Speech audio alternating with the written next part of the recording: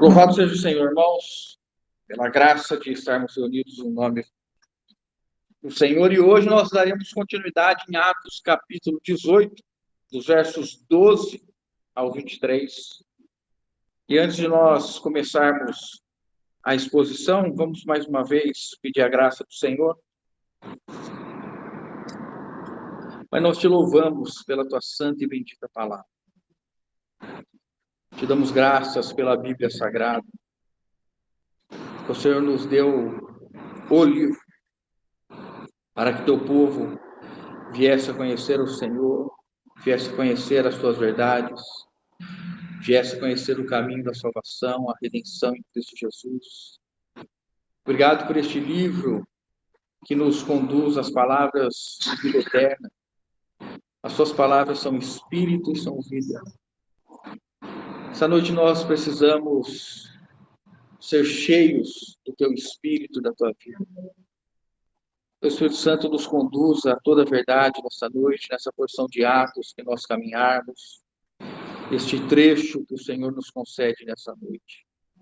Nós te pedimos em teu nome, Senhor. Aleluia.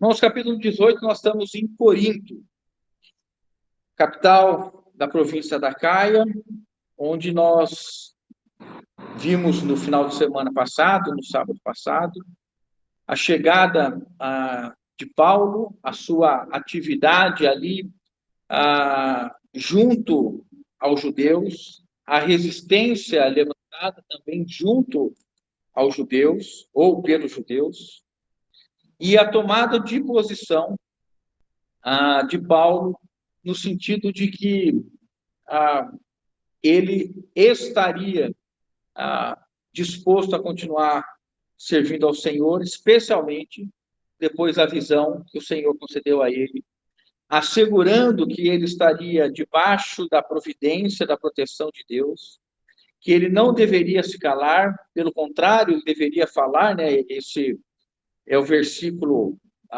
9 e 10, nós estamos mencionando especificamente, que é um texto marcante da porção da semana passada, do livro de Atos, né, que nós vimos.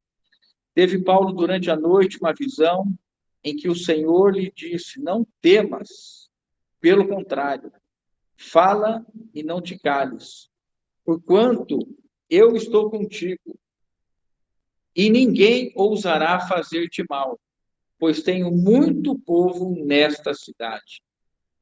E ali permaneceu 1 ano e 6 meses, ensinando entre eles a palavra de Deus.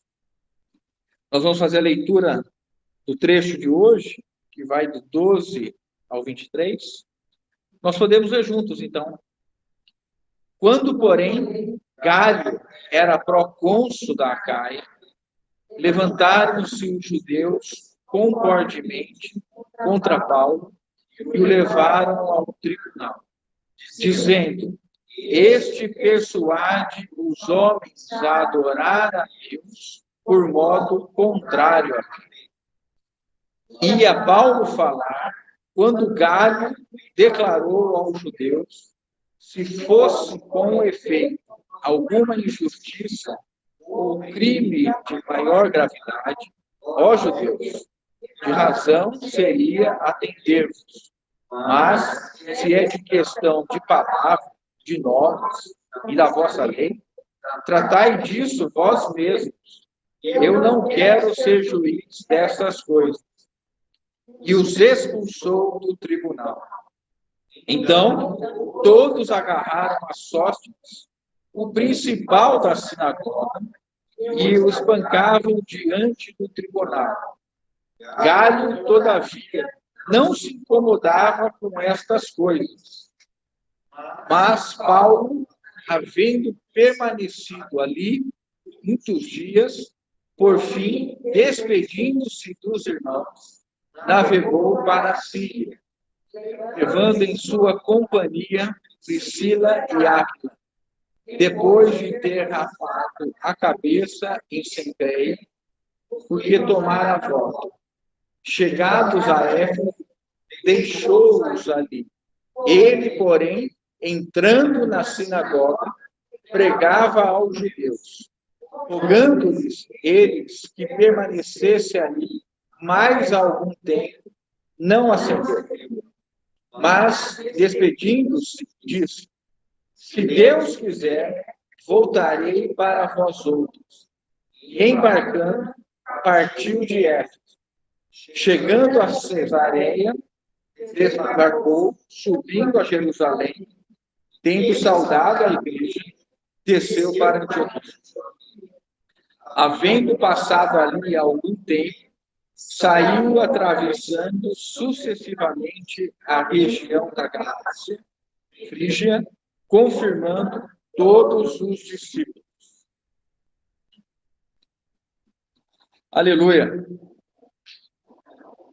Irmãos, nós estamos sendo agraciados pelo Senhor com essa oportunidade de conhecer mais intimamente os servos do Senhor que estiveram no primeiro tempo, né, no primeiro século, no surgimento da igreja, vivendo e sendo levados a desbravarem, eu vou utilizar esse termo, a situações que para nós hoje, com uma certa tranquilidade, porque vivemos já num contexto de um país que o evangelho, de uma maneira ou de outra, né, claro que não segundo a visão completa de Deus, mas nós temos uma liberdade de conhecer o evangelho, conhecer a Jesus desde pequeno.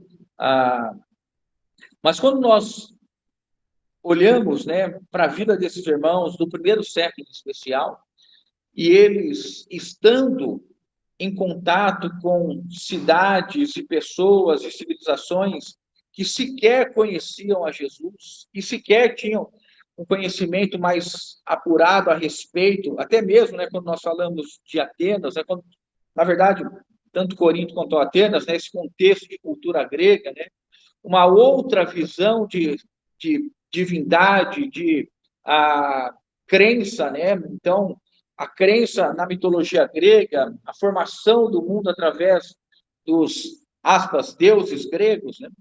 E nós encontramos estes homens que estavam iniciando uma jornada extremamente árdua, extremamente árdua.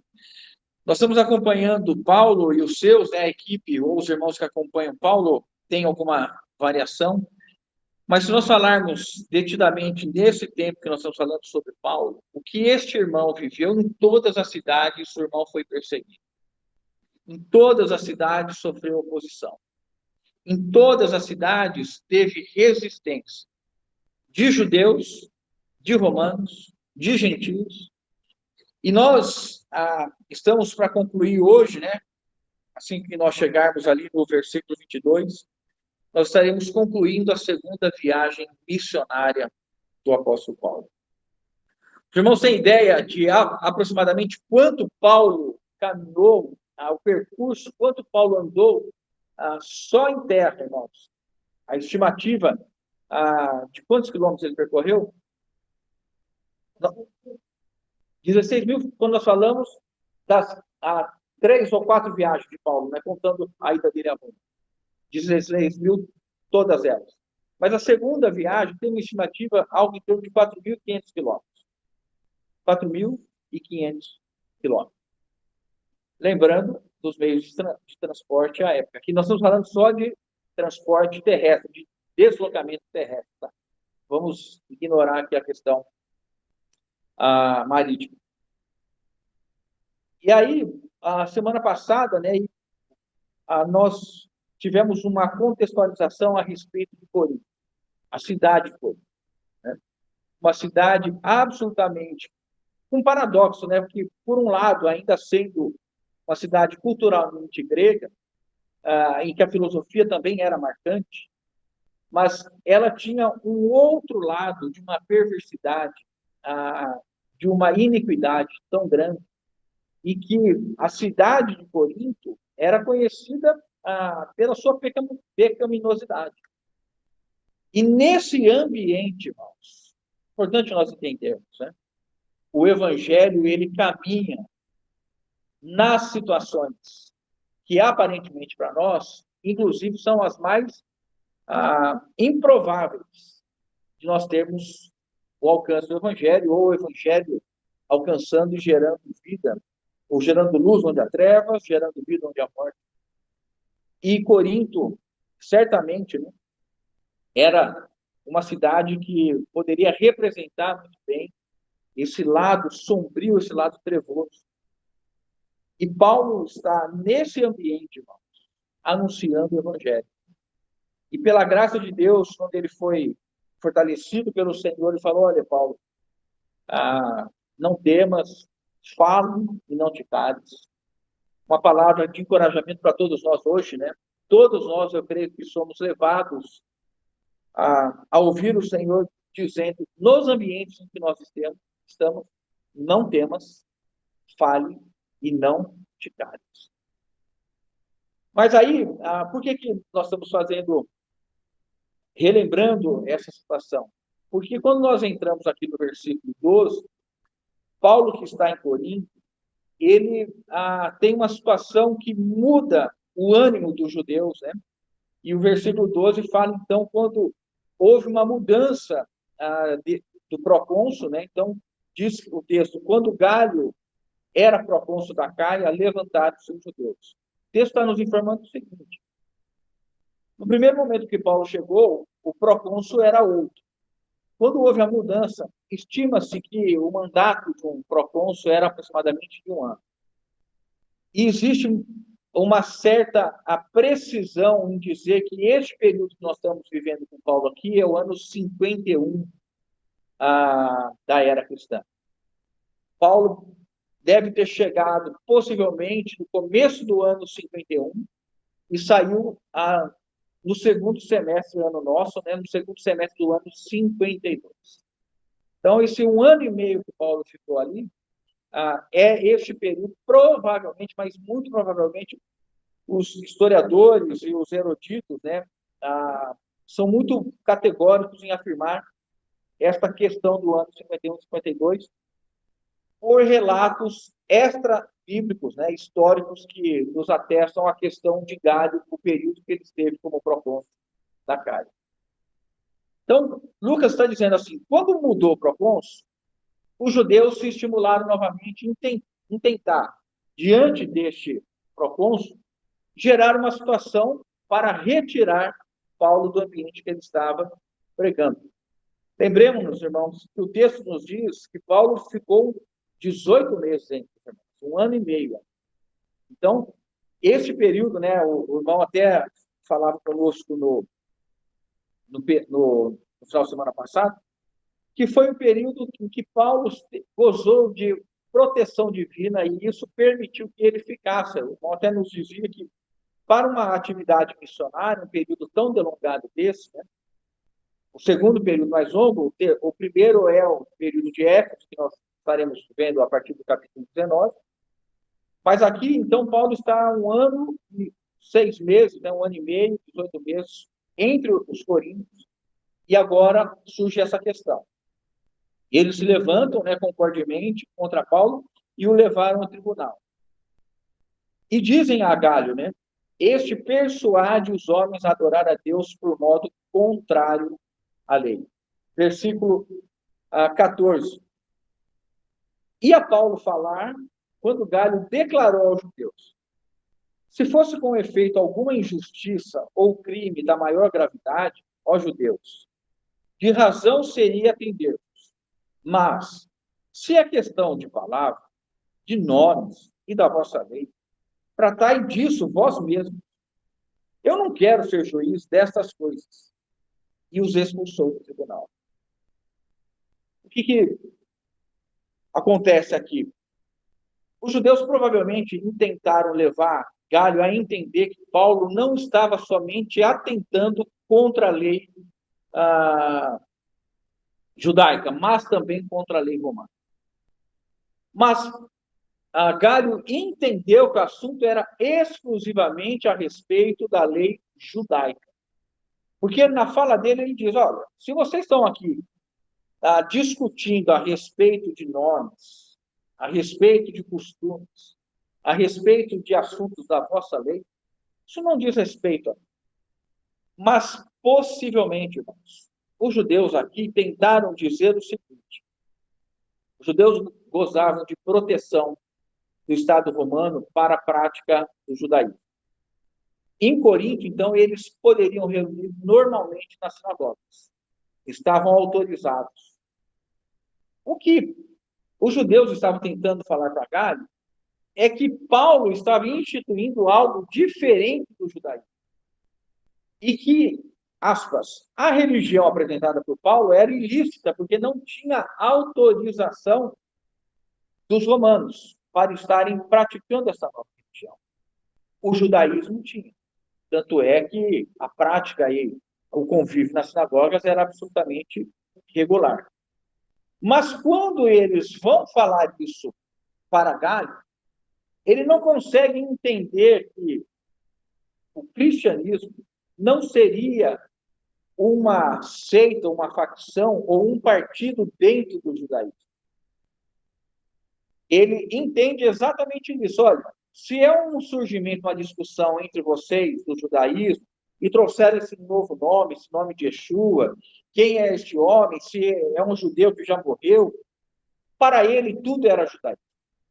E essa situação do cristianismo do primeiro século, especialmente nos contextos em que o judaísmo era muito forte, levou-se um tempo para haver um discernimento. O judaísmo tem uma questão distinta e completamente do cristianismo, a visão de quem vê de fora, né? Então, aqui aconteceu exatamente, muito provavelmente, a mesma situação. Galho olhou aquilo, entendeu. É uma subdivisão do judaísmo que estão me trazendo aqui. Eu não vou cuidar dessa questão. Agora, irmãos, não tem como nós não olharmos e entendermos, mais uma vez aqui, a providência divina por trás do coração deste homem. Deus havia dito para Paulo: Paulo, não se preocupe, ninguém vai te fazer mal, eu tenho muito povo nessa cidade, não temas. E quando ele é levado diante do representante do Império Romano, com a autoridade de um governador, né, na linguagem de hoje, diante de uma província, na linguagem de hoje, um estado, ele teria autoridade para lidar com a situação de Paulo, e Deus submete ou muda o coração ou a disposição deste procônsul para que ele não somente não se levante contra Paulo, mas dê uma autonomia para a pregação de Paulo, para o cristianismo continuar em Corinto. Se nós lembrarmos, né, o versículo 7 e 8, onde Paulo começou a reunir quando ele deixou a sinagoga. Os irmãos se recordam? O versículo 7 fala que ele foi reunir, que ele foi a morar na casa de Tício o Justo. Qual que era a distância da casa de Tício o Justo da sinagoga? Do lado. Então, veja. Paulo passou a reunir, porque nós estamos num contexto desse. Aonde as pessoas iam procurar Paulo? Que era do lado da sinagoga. Então, nós temos um ambiente onde aqui nós temos a sinagoga e parede com parede nós temos o quê? O berço da igreja em Corinto. O evangelho sendo anunciado e pregado num ambiente longe do judaísmo, não, ao lado, vizinho. E nessa situação, quando ele é levado perante o procônsul fala: ó, para mim não tem problema nenhum, vocês se virem, podem continuar da maneira que vocês estão, que isso não me afeta. O que isso permitiu? Que os irmãos em Corinto continuassem a congregar sem serem perseguidos pelo Império Romano. Porque até aquele momento eles estavam sendo vistos como uma seita do judaísmo. Um partido, uma subdivisão do judaísmo. E agora, Galho havia estendido a proteção que era ao judaísmo aos cristãos. Eu pergunto para os irmãos, isso não é um arranjo soberano de Deus? Deus agindo no coração dos incrédulos, dos ímpios, mudou isso hoje, irmãos? Não. A providência de Deus, a providência divina age não somente no seu corpo e por meio de cada um de nós, mas também utiliza pessoas e circunstâncias em que as pessoas envolvidas, os agentes, são incrédulos, são homens ímpios. Mas quem detém o coração do rei, como diz Provérbios, salvo engano? Deus. Deus detém o coração de todos os homens.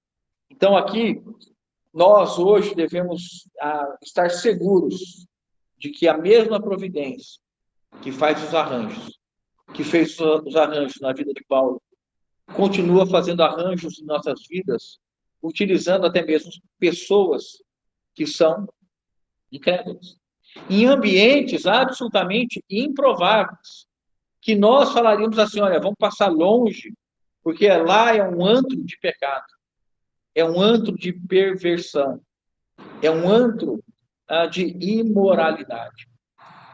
Mas o Evangelho, irmãos, ele está para todo homem, em toda situação. E todos estão mortos em seus delitos e pecados, até o dia que venham a conhecer Cristo e experimentem em Cristo a vida e a ressurreição. E os seus olhos serem iluminados como foi conosco, né? Aí nós temos o versículo 17. O 16, eles são expulsos, e o versículo 17 diz: então todos agarraram Sóstenes, o principal da sinagoga, e o espancavam diante do tribunal. Galho, todavia, não se incomodava com essas coisas. Irmãos, um versículo aparentemente perdido, né? Um versículo aparentemente sem um contexto muito ligado ao que está acontecendo. Alguém se perguntou por que esse Sóstenes está apanhando? Alguém assim falou assim, tá, nós temos um ambiente, foram diante de Galho, os judeus, Sóstenes, o principal da sinagoga, pediram, fizeram um pleito, o procônsul falou não, mandou embora. E aí o versículo diz assim, então todos agarraram Sóstenes, o principal da sinagoga, e espancavam diante do tribunal. Galho, todavia, não se incomodava com essas coisas. O que provavelmente está acontecendo aqui? Os irmãos, como o texto não é claro em dizer a razão por que Sóstenes, primeiro, nós não sabemos quem está batendo em Sóstenes. O texto não diz. Nós temos aqui algumas possibilidades. Primeira delas, que seria a própria guarda do procônsul, que quando o procônsul expulsou os judeus, eles apanharam, a guarda expulsou de uma maneira agressiva. Então, eles teriam sido expulsos, e Sóstenes, por ser o pleiteador ali principal, foi o que levou a sova maior. A segunda hipótese que é apresentada é por conta de uma variação em alguns manuscritos que acrescentam a palavra gregos. A tua versão diz, da Fernanda. Mas, também, esses manuscritos não são a totalidade ou a maioria. Então, há uma certa reticência dos irmãos em afirmarem categoricamente que foram os gregos que se indignaram contra o pleito e bateram em Sóstenes. Seja um, seja o outro, nós temos alguém que está apanhando, que é o segundo nosso irmão aqui, de graça. E nós temos Galho com uma total indiferença a essa situação de agressão. Quando alguém que está representando o império, que tem que preservar pela ordem, que tem que preservar pela dignidade, pela honra, pela civilidade, pela segurança dos cidadãos, ele olha, vê aquela turba, aquela agitação, uma pancadaria, e ele está absolutamente indiferente. Não justificando, autorizando a situação com Sóstenes, Mas nós temos aqui, mais uma vez, irmãos, a percepção da mão poderosa de Deus sobre o apóstolo Paulo. Não custou nada para esse sócio estar apanhando. Nada. Mas ele está aqui. O apóstolo Paulo, que foi declarado e foi levado ao tribunal como alguém que era um agitador e alguém que estava ensinando a adorar a Deus de modo diferente, ele saiu ileso, íntegro, sem qualquer tipo de situação física, ou mesmo uma agressão verbal. Não, o texto não relata, mostrando, irmãos, que Deus cuida dos seus. Que Deus havia uma promessa, e nós devemos olhar esse texto debaixo dessa visão de que Deus está bancando a manutenção e a segurança do apóstolo Paulo. Versículo 18. Mas Paulo, havendo permanecido ali ainda muitos dias, por fim, despedindo-se dos irmãos, navegou para a Síria, levando em sua companhia Priscila e Áquila, depois de ter raspado a cabeça em Cencreia, porque tomara voto. Essa expressão, muitos dias, o entendimento que se tem é que o contexto aqui é do período de 18 meses. Não seria 18 meses e depois mais 18 dias, mais muitos dias. Mas que Lucas está fazendo uma referência ao período todo que Paulo ficou ali, dizendo, olha, dentro dos 18 meses que Paulo ficou, depois que ele passou por essa situação de Galho e se sentiu agora ainda mais protegido pelo próprio Império Romano, guardado pelo Império Romano, Paulo ainda ficou muitos dias, mas talvez o mais adequado seja a nós entendermos que Paulo permaneceu ali os 18 meses. Tá? Então, aí houve um período conclusivo. Por fim, despedindo-se dos irmãos, navegou para a Síria, levando em sua companhia Priscila e Áquila, depois de ter rapado a cabeça em Cencreia, porque tomara voto.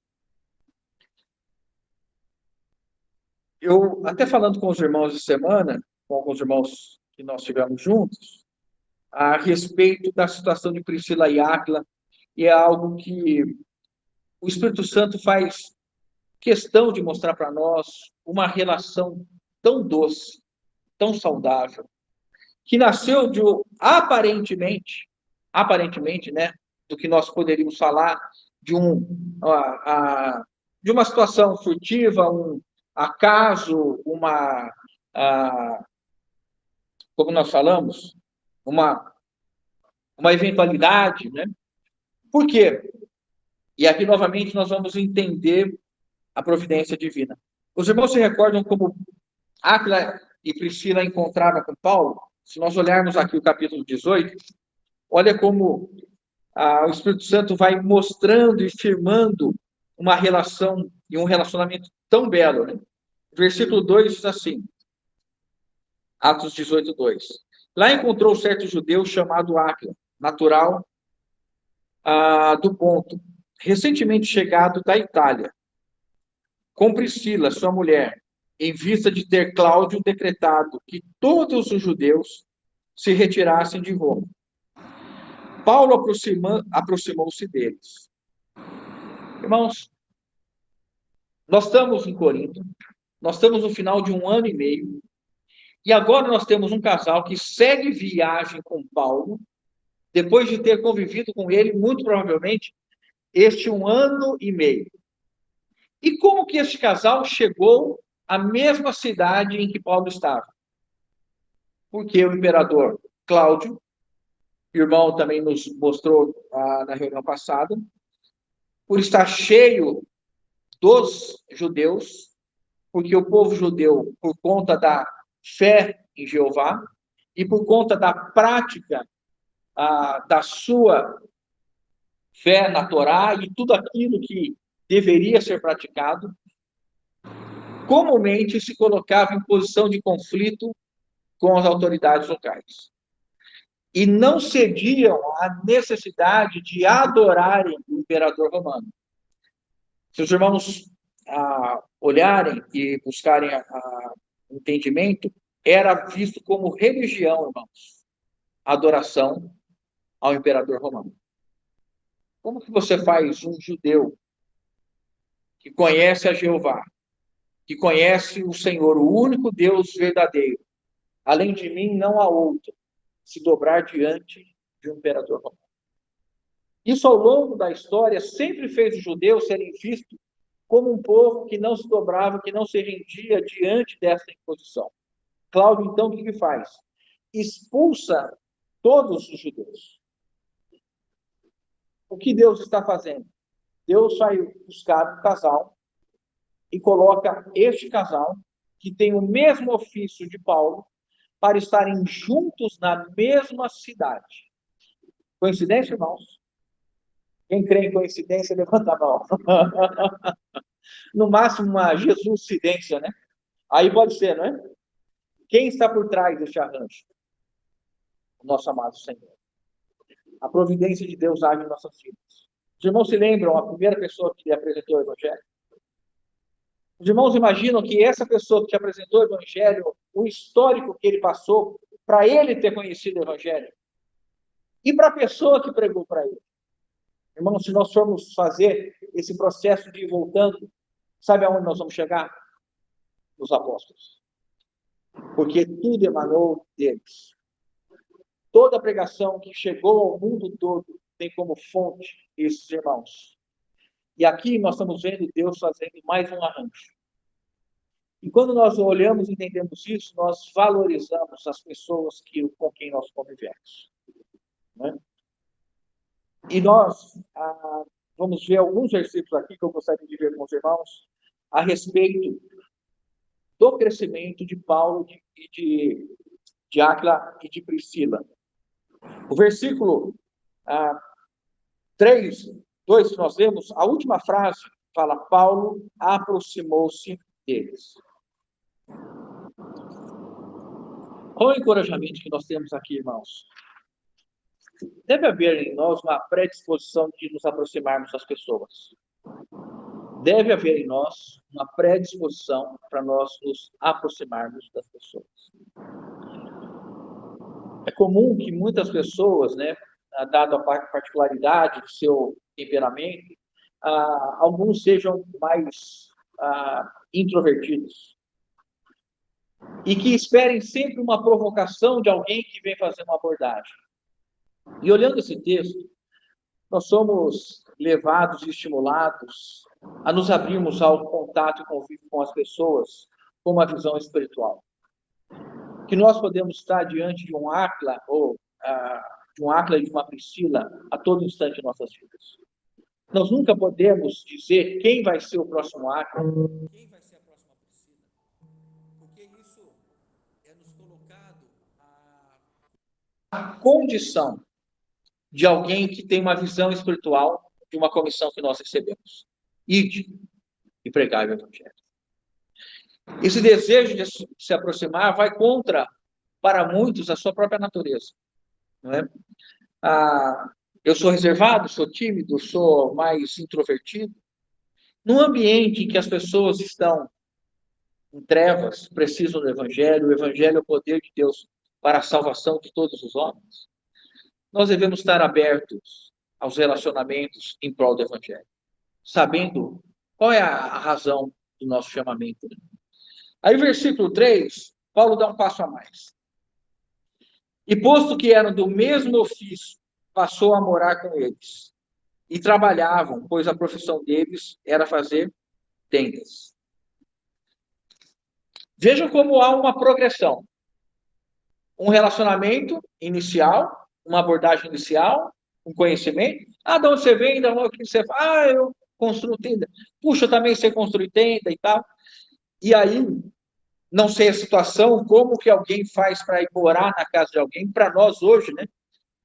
Quem foi a última pessoa que você conheceu numa conferência que está morando na sua casa? Não é? Você foi numa reunião, encontrou alguém e a pessoa está morando na sua casa. Já pensou, o Marcelo vai numa feira de informática, começa a conversar com alguém, a pessoa fala, eu também sou do ramo tal, e faço tal, tal. E aí vai morar em casa. Vai morar em casa. Hã? Tem providência de Deus aqui, irmãos? Tem que ter. Tem. Gostei dessa frase. Tem providência de Deus, irmãos? Tem que ter. Tem que ter. Agora, vamos voltar. O versículo 18 diz que Paulo está saindo de Corinto acompanhado deste casal. Acompanhado deste casal. E eu queria ver alguns versículos, irmãos, a respeito dessa situação.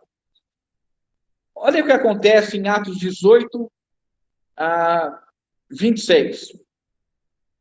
Semana que vem nós vamos fazer essa abordagem. Priscila e Áquila já estão em Éfeso, e agora nós vamos ver o que eles fazem. Aqui falando de Paulo, tá? De Apolo. Ele, pois, começou a falar, Atos 18, 26.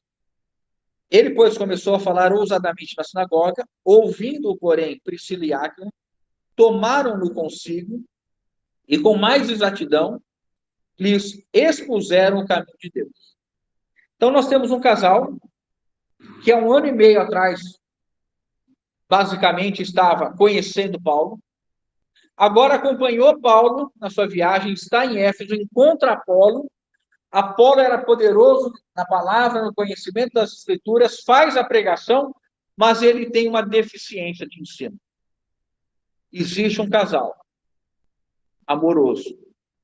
Existe um casal com intenção de corrigir, de desenvolver, de fazer crescer o irmão. E de uma maneira inspirada, chama este irmão e faz uma correção, ou faz uma explicação mais detalhada, para que este homem agora tenha um conhecimento mais apurado e acurado a respeito do Evangelho. Se os irmãos quiserem acompanhar comigo, Romanos 16, 3 e 4. Romanos 16, 3 e 4. Achamos? Saudai Priscila e Áquila. Vamos juntos? Saudai Priscila e Áquila, meus cooperadores em Cristo Jesus, os quais, pela minha vida, arriscaram a sua própria cabeça. E isto lhes agradeço, não somente eu, mas também todas as igrejas dos gentios. Irmãos, esse texto ele é extremamente profundo e um grande estímulo para nós amarmos, nos relacionarmos com os irmãos e servirmos os irmãos. Irmãos, não existe um relacionamento entre nós, irmãos, que deva ser superficial.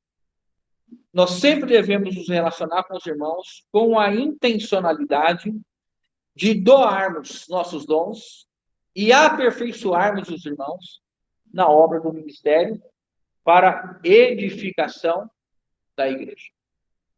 Todos nós devemos ter o compromisso de crescimento de um para com os outros. O nosso relacionamento fraterno, nosso relacionamento no corpo de Cristo, visa a conformação de todo filho de Deus à imagem de Cristo. Para isso, Deus nos deu dons. E os dons que cada um de nós tem, para que serve? Para ser apresentado e servir os irmãos, para que haja edificação na fé, crescimento, amadurecimento, e o ministério, que é o ministério de edificação do corpo de Cristo, seja realizado. Olha onde nós estamos. Se Cláudio não manda os judeus embora, Áquila e Priscila teriam conhecido Paulo? Se Paulo não resolve se aproximar de Áquila e Priscila, teria começado o relacionamento? Se Paulo não se dispõe a morar com Áquila e Priscila, teria havido discipulado? Muito provavelmente, né? Não é esforço algum nós imaginarmos que morando com Paulo, vivendo com Paulo, ouvindo as pregações de Paulo durante um tempo na sinagoga, depois na casa de Tício Justo, não é? Ali pregando durante 1 ano e meio. O que aconteceu com Áquila e Priscila? Eles passam a ser, Paulo chama-os de cooperadores. E que eles, por conta desta relação fraterna que deve haver entre todos os filhos de Deus, eles estiveram dispostos a morrer pelo apóstolo Paulo. Irmãos, de uma maneira muito simples aqui, o Espírito Santo nos ilumine verdadeiramente. Qual é a disposição que nós temos hoje de nos entregar pelo crescimento dos irmãos e maturidade dos irmãos? Qual tem sido a nossa disposição hoje de estarmos vivendo e convivendo com os irmãos em todas as situações que os irmãos passam? Qual tem sido a nossa disposição para sair de casa e estarmos na casa dos irmãos, servindo os irmãos, estarmos reunidos, servindo os irmãos, para que haja verdadeiramente um crescimento e maturidade do corpo de Cristo? Qual é o compromisso que nós nos sentimos hoje com a Assembleia? Nós nos sentimos compromissados na vida e na morte com os irmãos e com a Assembleia? Não responda sem meditar. Mas que essa seja a nossa oração nessa noite. Senhor, qual é o compromisso que eu tenho com os irmãos? Qual é o compromisso que eu tenho com a vida de cada um dos irmãos? A ponto, os quais, pela minha vida, arriscaram a sua própria cabeça. Hoje, muito provavelmente, nós não vamos viver uma necessidade dessa de arriscarmos a nossa cabeça pelos irmãos. Muito provavelmente, eu não vou precisar arriscar minha cabeça pelo Adson, pela Jane, por nenhum dos irmãos. Mas, pela vida espiritual dos irmãos, nós temos esse chamado hoje. De sairmos do conforto dos nossos lares, do conforto das nossas casas. De estarmos dispostos a vivermos o que os irmãos estão vivendo, nas dores, nas angústias, nas aflições. Versículo de 1 Coríntios 16, 19. Vamos ler juntos?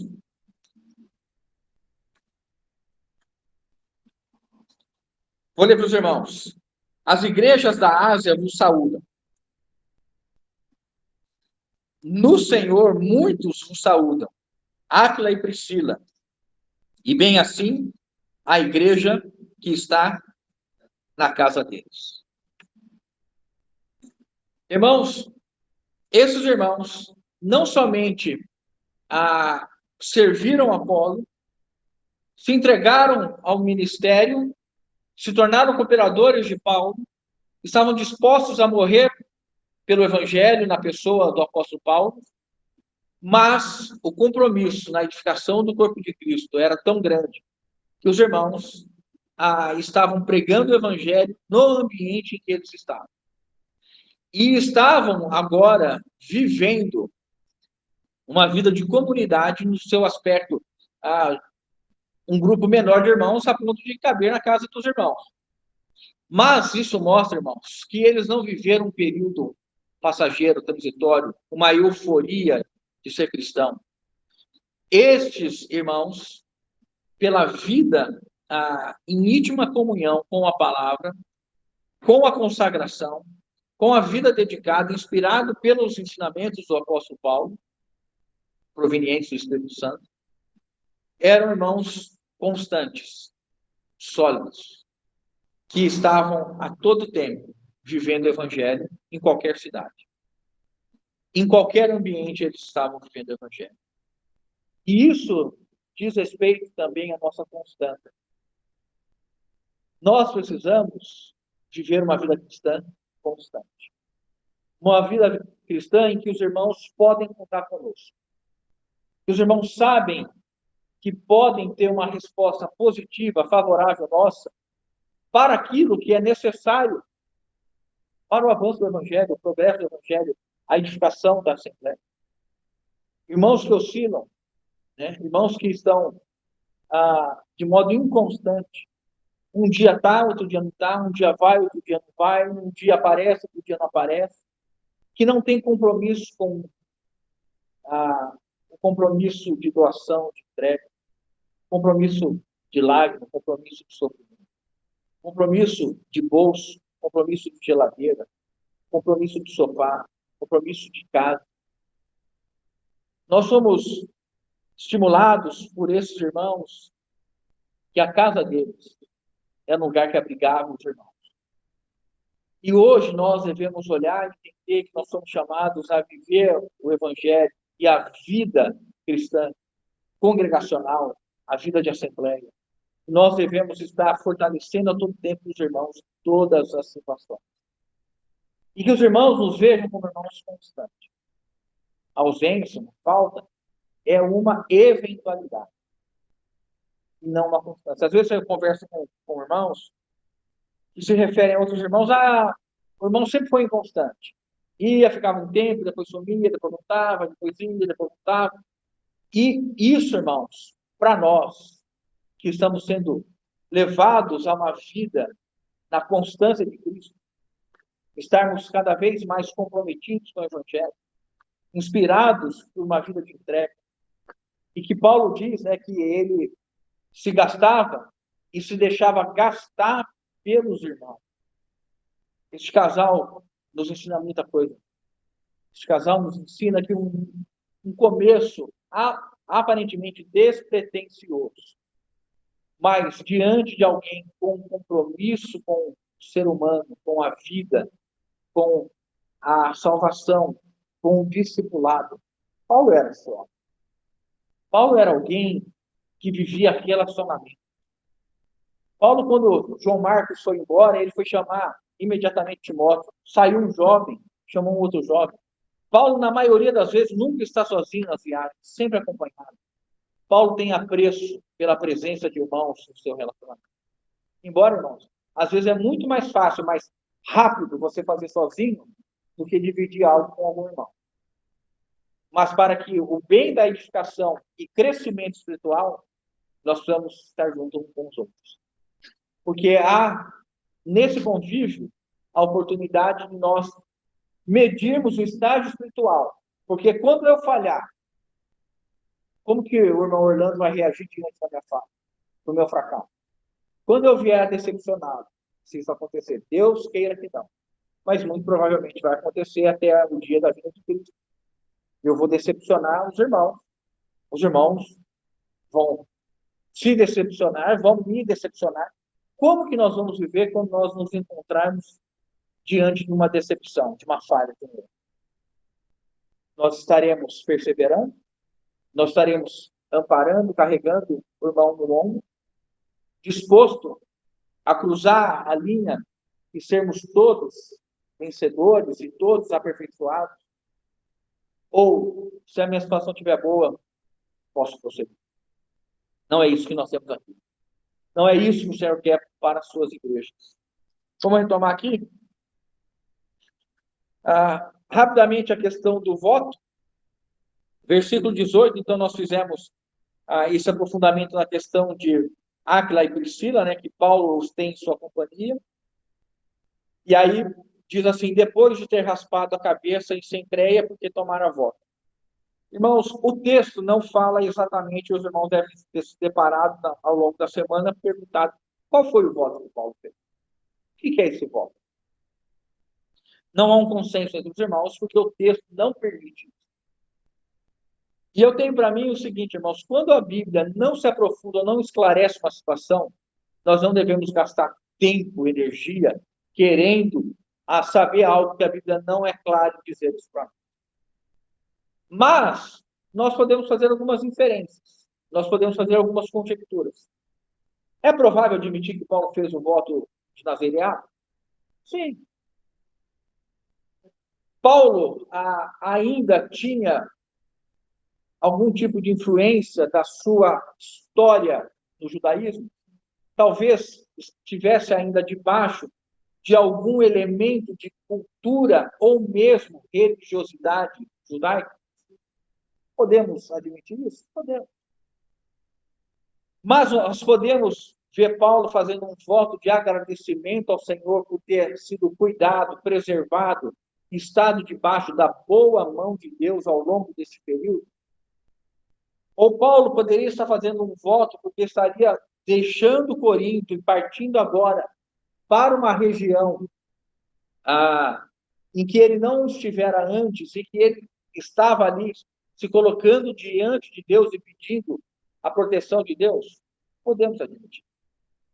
Mas, irmãos, o que mais me estimula aqui, nesse contexto, é que o voto em si é um desejo de estreitamento de relação, de proximidade, de dependência.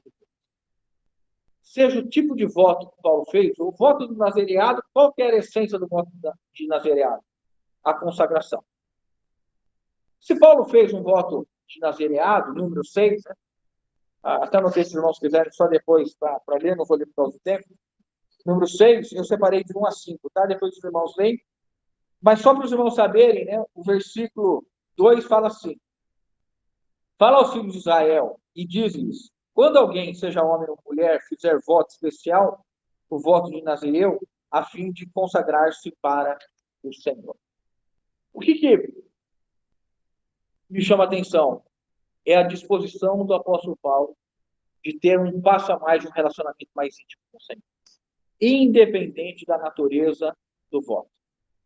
Porque já era alguém cheio do Espírito Santo, era alguém que tinha a experiência de ter visão, de ver Deus falando com ele, que viveu durante 1 ano e meio uma situação muito clara da providência divina.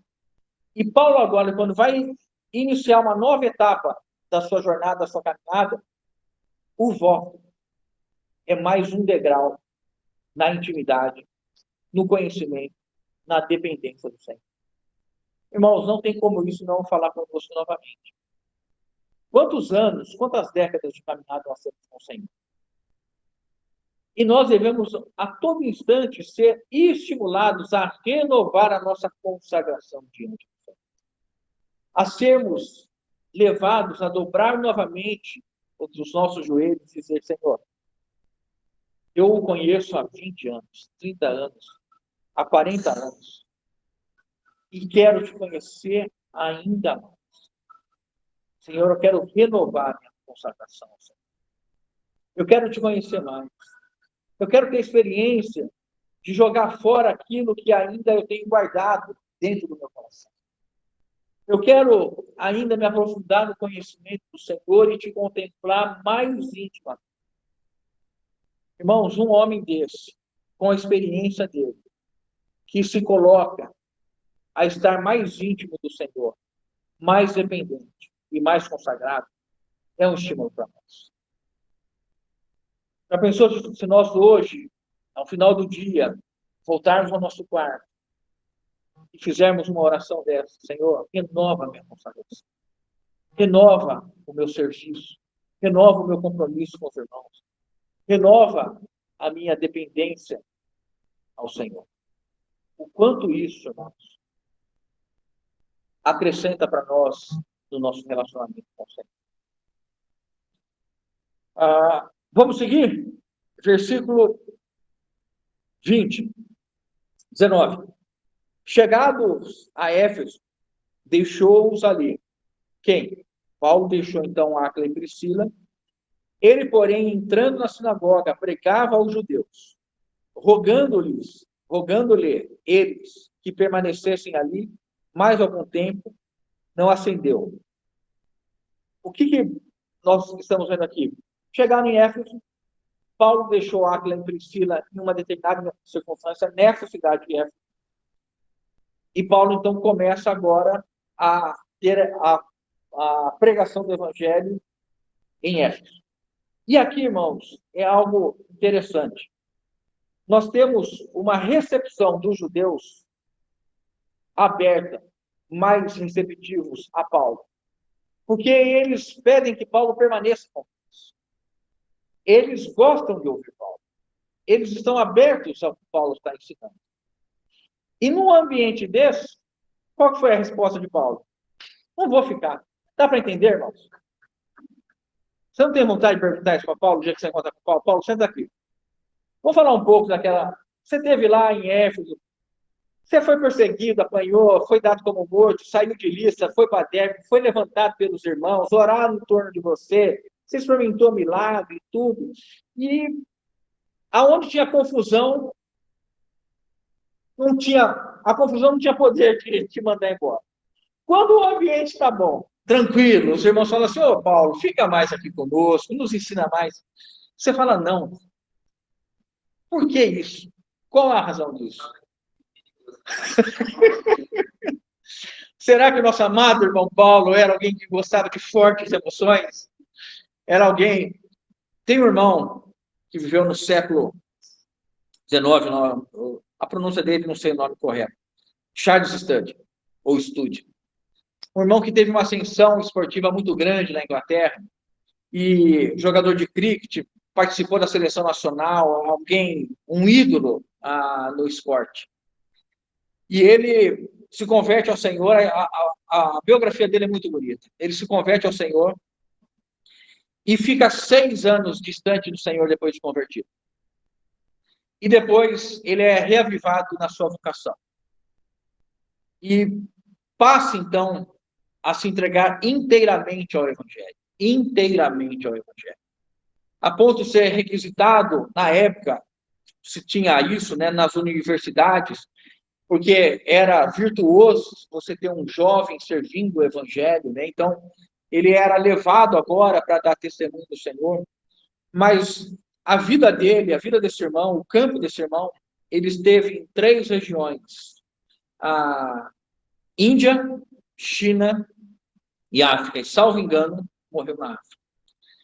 E na biografia dele, né, ou na autobiografia dele, ele diz o seguinte, que nessa experiência no continente africano, salvo engano, ainda muito inóspito, né, pouco alcançado pelo Evangelho, e vivendo ali as dificuldades de algo em torno do final de 1800 alguma coisa, o irmão dizia assim, que ele se sentia, a expressão dele, eu lembro quase que literal, ele dizia assim, me sentia tentado quase todos os dias a provocar situações difíceis para ver o livramento de Deus em minha vida. Tamanha a situação de livramento que esse irmão experimentava, ou tivera experimentado já no campo em que ele estava vivendo.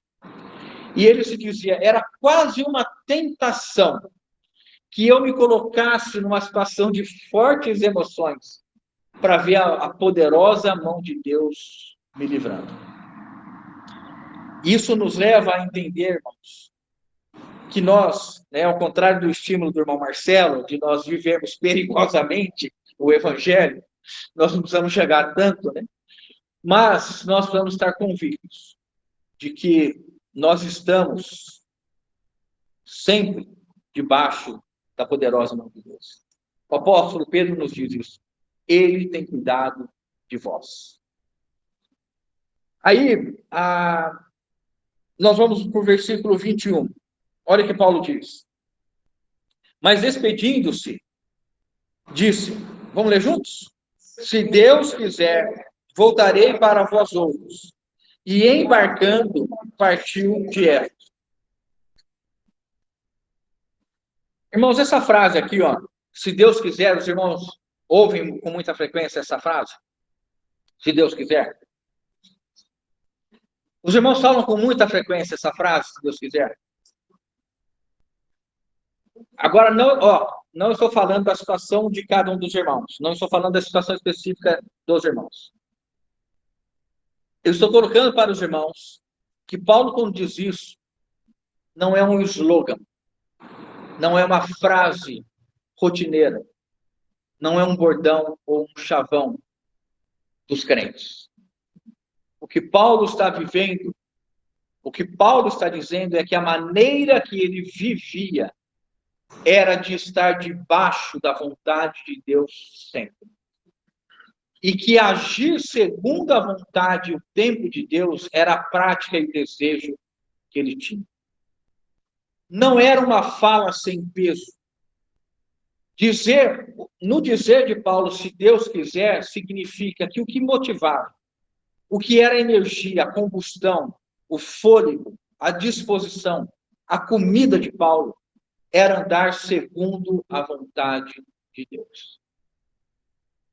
Quando nós falarmos, se Deus quiser, precisa haver na nossa frase uma compreensão profunda do que isso significa. Apocalipse 4:11 diz que Deus criou todas as coisas segundo a sua vontade. Jesus disse que uma comida ele tinha, essa comida consistia em fazer a vontade daquele que enviou. Andar segundo a vontade de Deus é a compreensão mais absoluta do que é tomar a cruz. Alguém que diz, se Deus quiser, significa que não vai imperar a minha vontade, que eu não estarei alimentando a minha vontade, mas eu só agirei se for da vontade de Deus. Irmãos, como isso fala conosco? Porque é comum nós incorporarmos algumas expressões que, quando ditas com profundidade, com compromisso, com revelação, quando são ditas em espírito e em verdade, elas são um compromisso de consagração, de entrega. E essa é uma frase. Se Deus quiser, significa somente se for da vontade de Deus, e não a minha. Ainda que haja um apelo emocional para que eu permaneça. O que vai vigorar na minha vida é a vontade de Deus. O quanto nosso amado irmão Paulo nos ensina, irmãos. O quanto nós devemos ter isso como pressuposto na nossa vida. O que é tomar a cruz? É se Deus quiser. Tomar a cruz é a vontade de Deus prevalece sobre a minha. Sempre. É o nosso estágio ainda? Não. Mas devemos anelar? Sim. Devemos orar? Sim. Devemos nos comprometer com isso? Evidentemente, sim. Então, a alegria de nós estarmos vivendo uma caminhada, uma carreira cristã, que nós ainda não estamos prontos, mas a jornada nossa ainda não terminou. Então, nós estamos no tempo de buscarmos viver cada vez mais uma vida se Deus quiser. Com realidade espiritual disso, né? Versículo 22 e 23 concluímos. Chegando a Cesareia, desembarcou, subindo a Jerusalém, e tendo saudado a igreja, desceu para Antioquia. Havendo passado ali algum tempo, saiu atravessando sucessivamente a região da Galácia, Frígia, confirmando todos os discípulos. Esse versículo 22, Lucas, então, faz o encerramento da segunda viagem do apóstolo Paulo. Terminamos essa viagem, lembrando que o nosso amado irmão percorreu cerca de 4.500 quilômetros. Esteve pelo menos em 10 grandes cidades. Viajou continentes. Foi perseguido, foi dado como morto. Apanhou, foi oprimido, caluniado, difamado, encarcerado. Foi chicoteado, apedrejado. E nós encontramos este irmão fazendo algo que mostra a compreensão que ele tinha do corpo de Cristo. Por que ele vai para Jerusalém e Antioquia? Havia uma obrigatoriedade? Havia uma necessidade de receber recursos? Paulo dependia financeiramente, ou ele era alguém que prestava contas financeiramente a essas duas igrejas? Não. Porque Paulo, quando teve necessidade de subsistir, o que ele foi fazer? Tendas. Né? Vivia de oferta de irmãos? Sim. Mas ele era alguém que estava contratado a servir uma igreja? Não. Porque Paulo, depois de tantas situações e de percorrer tanto e se desgastar tanto, vai para Jerusalém e Antioquia? Porque a compreensão dele, de corpo de Cristo, exigia que ele estivesse vendo, testemunhando e acalentando o coração dos irmãos que estiveram envolvidos na sua vida e nos momentos em que ele teve a vocação. A compreensão dele, tanto é que aqui Lucas não fala detalhadamente quanto tempo ele ficou, o que ele falou, o que ele ensinou, mas mostra o Espírito Santo que é nitidamente dizer, irmãos, que as assembleias vivem uma união, um convívio, uma vida de corpo de Cristo, assembleias distintas, embora gozem de um grau de autonomia e de um grau de independência, elas necessitam, para uma vida espiritual adequada de corpo de Cristo, do fluir dos membros do corpo de Cristo, visitando, relatando, informando, estando presente. Uma assembleia, uma congregação que vive uma vida isolada, apartada, não está saudável. Ou provavelmente não está absorvendo o máximo da saúde espiritual que o convívio entre congregações e assembleias nos dá. Paulo tem uma preocupação com os irmãos. Os irmãos, ele começou sua vida em Jerusalém, teve o seu chamado em Antioquia, e agora, depois de tantas cidades, tanto tempo longe, ele se sente obrigado a estar junto com os irmãos, em respeito, em honra, em amor, em visão espiritual. Há irmãos que não estão convivendo conosco, mas que nós nos relacionamos e convivemos e temos apreço por esses irmãos. Irmãos que começaram no início da nossa história como Assembleia. Irmãos que constantemente estão nos servindo no ministério da palavra, como mestres. E a vinda ou a nossa ida em contato com esses irmãos é um sinal de visão de corpo de Cristo. Nós não nos bastamos aqui. Nós não somos suficientes aqui. Nós não alcançaremos toda a estatura do corpo de Cristo somente com a porção que nós temos nessa Assembleia. Porque essa Assembleia, ela está no corpo de Cristo, na totalidade do corpo de Cristo. E o nosso relacionamento entre as Assembleias e o contato com os irmãos é fundamental. Nós devemos ter um apreço por todos os irmãos. E valorizarmos, nossa ida em Sorocaba, no próximo mês, a nossa abertura a estarmos recebendo irmãos, estarmos, talvez, em junho, talvez tenhamos novamente recebendo irmãos aqui. Agosto, estaremos, se Deus permitir, a Sumaré com os irmãos. Setembro, tem outra oportunidade.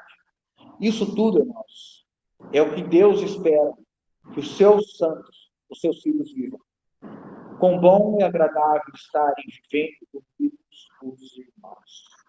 E quando alguns irmãos vão numa outra assembleia, isso promove um fluir, isso promove uma entrega, uma identificação, uma correspondência, um anelo, uma virtude de nós estarmos dizendo, estamos vivendo o mesmo corpo de Cristo. Louvado seja o Senhor. Que o Espírito Santo possa nos iluminar, que o Espírito Santo possa nos inspirar, que rotas possam ser corrigidas, que a nossa consagração possa ser renovada, no nome do nosso Senhor Jesus Cristo. Que Deus abençoe a cada um de nós. Obrigado, irmãos, que nos acompanharam.